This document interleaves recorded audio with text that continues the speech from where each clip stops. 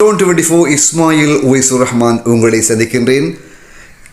இலங்கை ஜனநாயக சோசலிச குடியரசினுடைய 9வது நிறைவேற்று அதிகாரம் கொண்ட ஜனாதிபதியை தீர்மானிக்கின்ற தேர்தலுக்குரிய வாக்கு முடிவுகள் அறிவிக்கப்பட்ட வண்ணம் காணப்படுகின்றன.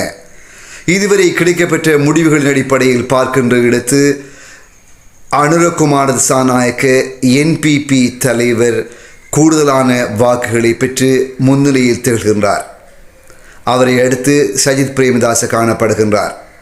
இறுதி முடிவுகள் வெளியாகும் வரை நாங்கள் காத்திருக்க வேண்டியிருக்கின்றது.